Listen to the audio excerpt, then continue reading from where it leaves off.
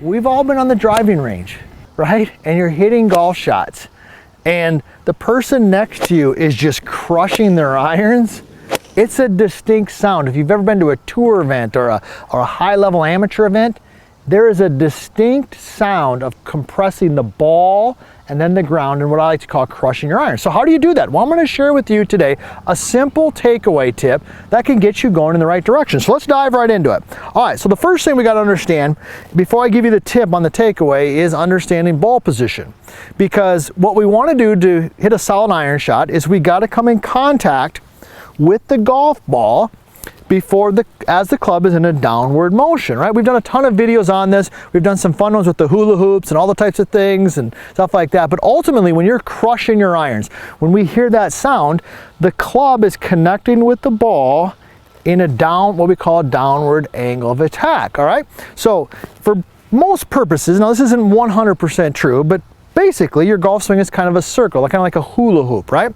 So the club is traveling down, it bottoms out, what we call low point, and then it works up. So if I make a perfect golf swing, and I've got you can see right here, I got my alignment rod set up. When I'm practicing, this is one of the ways I like to set things up for my students because I can see ball position and things. But if I got the ball too far forward, obviously, right, I would never teach this, and I make a perfect swing, okay, that probably wasn't a perfect swing, but you get the point. I bottomed out way back here. But the simple thing of getting the ball in the right spot will help you connect on the downward motion. Okay, that was a little bit better, still a little thin. So where should that be? And then we're going to talk about the takeaway tip. I believe for most golfers, especially amateur golfers, my experienced golfers, you know who you are out there, right? All right, I love hearing from you. I love the comments. I love hearing where you're from, what are you working on, what do you like, what you don't like, what can we help you with. I read them all every morning and I do my best to respond to them. But for I think most golfers, I like the ball to be positioned somewhere between typically the logo and the buttons on your shirts. That's a little bit more back than what I might call traditional coaching because most golfers struggle with pivots and things like that. So by moving the ball slightly back, so from the face on position, I want that ball, this white rod, to be pretty much in the center of my heels and the ball pretty much straight out from it. That's where I would have that. All right, now let's dive into the takeaway tip, right?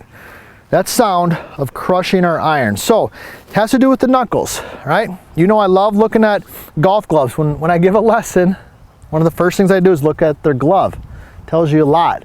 Okay, we've done a ton of tips on grip and things like that. But the knuckles, specifically the last three knuckles on the lead hand, pinky, okay, ring finger, middle finger. All right, so what I want you to feel when you take this back, and I got Nick on the down the line camera, so Nick's gonna show this for us, is I want these these fingers right here to feel like they actually rotate a little bit underneath. See that?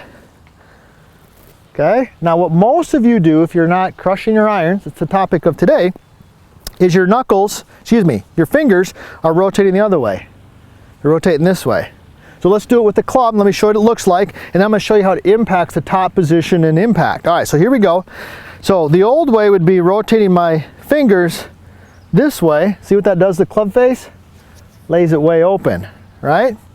If I rotate them the other way, the club face is more what we call in the vertical line swing system, okay, our coaching system. That's a square position. Now, we get that club in the square position by rotating the fingers that way. So if we take that feel and we get it up to the top, all right, rotate them under, right, and then I take to the top, see that position right there? That's a position of a square club face, maybe even a little bit of a closed club face, and when I bring that down, boom, I can crush it. Let me go ahead and just hit one. All right, here we go. I got the ball position right there. I'm gonna rotate the knuckles. That was solid. I don't know if it was crushing it.